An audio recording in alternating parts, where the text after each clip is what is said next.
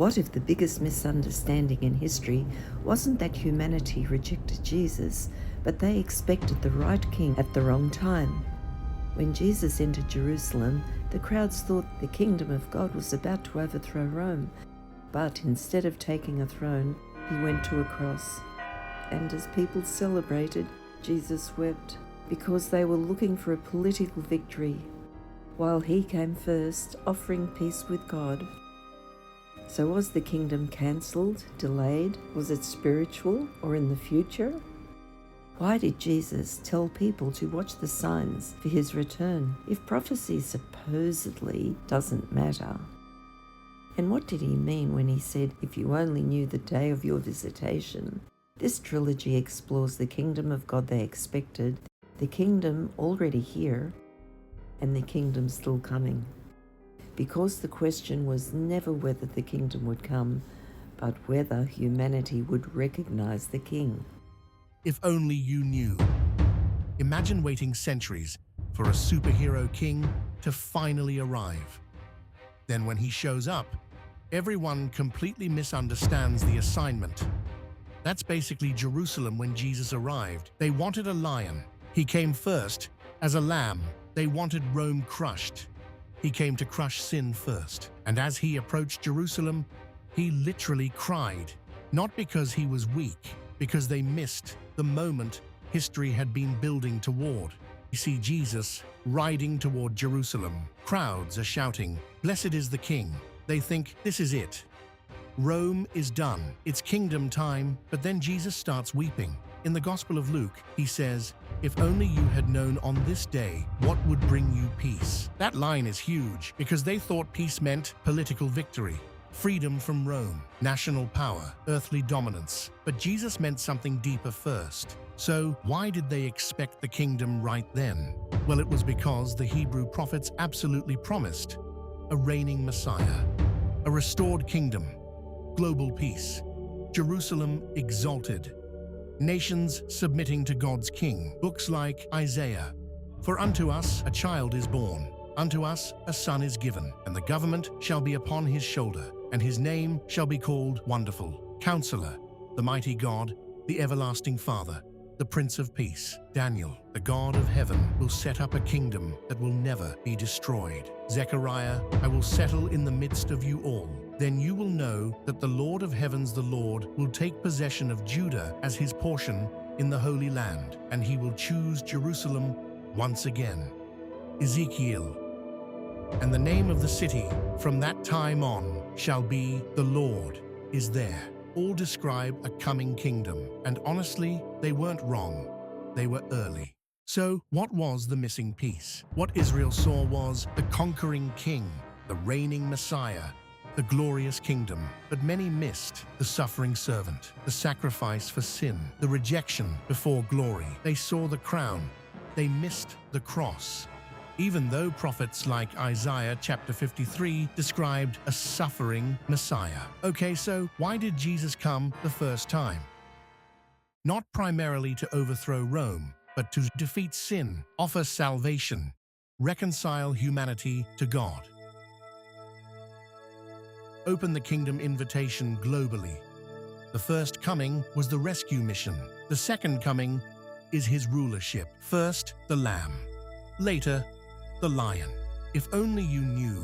Jesus is basically saying, you thought peace was political, but your real problem was spiritual. Rome wasn't humanity's deepest enemy. Sin, death, rebellion, and separation from God were. So what does peace mean? The biblical idea of peace is way bigger than feeling calm. The Hebrew concept of shalom means wholeness, restoration, harmony, right relationship, flourishing, life functioning as intended. Past peace. Through Jesus, forgiveness becomes available. Reconciliation with God begins. Guilt can be removed.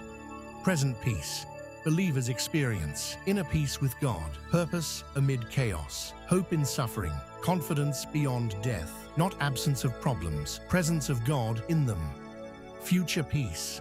The kingdom still comes fully later. That's why the world still feels broken.